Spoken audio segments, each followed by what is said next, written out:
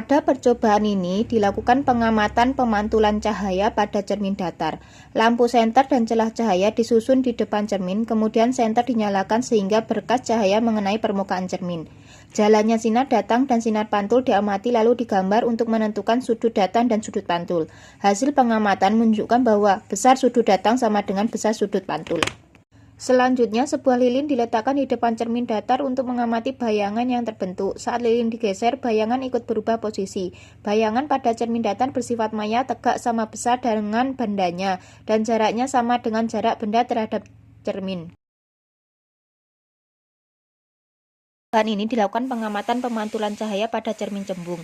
Alat disusun sesuai gambar percobaan, kemudian lilin dinyalakan dan diletakkan di depan cermin cembung. Jalannya cahaya sebelum dan sesudah mengenai cermin diamati dengan teliti. Selanjutnya, sinar datang dan sinar pantul digambarkan untuk melihat pembentukan bayangan pada cermin cembung. Hasil pengamatan menunjukkan bahwa cermin cembung memantulkan cahaya menyebar sehingga bayangan terbentuk di belakang cermin.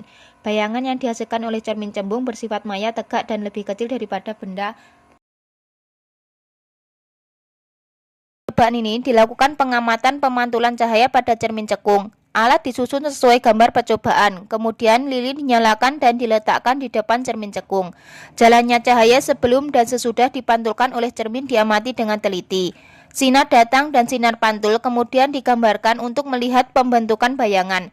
Setelah itu, jarak benda dan layar diatur hingga terbentuk bayangan yang jelas tajam pada layar.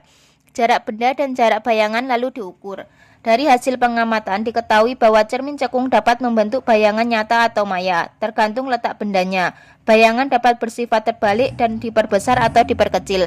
Saat benda digeser semakin jauh dari cermin, pada jarak tertentu bayangan menghilang. Jarak tersebut menunjukkan titik fokus cermin cekung.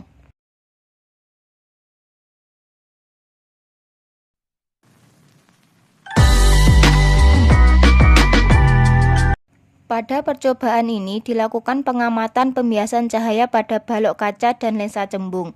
Lampu senter, celah cahaya, dan balok kaca disusun sesuai gambar percobaan. Setelah senter dinyalakan, diamati jalannya cahaya sebelum dan sesudah menembus balok kaca. Terlihat bahwa cahaya mengalami pembiasan saat melewati kaca. Selanjutnya, jalannya sinar digambarkan untuk menunjukkan sudut datang dan sudut bias. Kemudian, kedua sudut tersebut diukur. Hasil pengamatan menunjukkan bahwa arah cahaya berubah ketika melewati dua medium yang berbeda. Percobaan berikutnya menggunakan lensa cembung untuk mengamati huruf pada buku. Lensa digeser perlahan menjauhi huruf hingga bayangan tampak sangat besar dan kabur. Pada keadaan tersebut diukur jarak huruf terhadap lensa. Dari hasil pengamatan diketahui bahwa lensa cembung dapat membentuk bayangan maya tegak dan diperbesar. Ini dilakukan pengamatan pembentukan bayangan oleh lensa cembung dan lensa cekung. Lensa cembung, lilin, layar, dan penggaris disusun sesuai gambar percobaan. Posisi lilin dan lensa diatur sehingga diperoleh bayangan nyala lilin yang paling jelas dan tajam pada layar. Setelah itu diukur jarak benda dan jarak bayangan, kemudian dicatat sifat bayangan yang terbentuk. Hasil pengamatan menunjukkan bahwa lensa cembung dapat membentuk bayangan nyata terbalik dan dapat diperbesar atau diperkecil tergantung jarak benda terhadap lensa.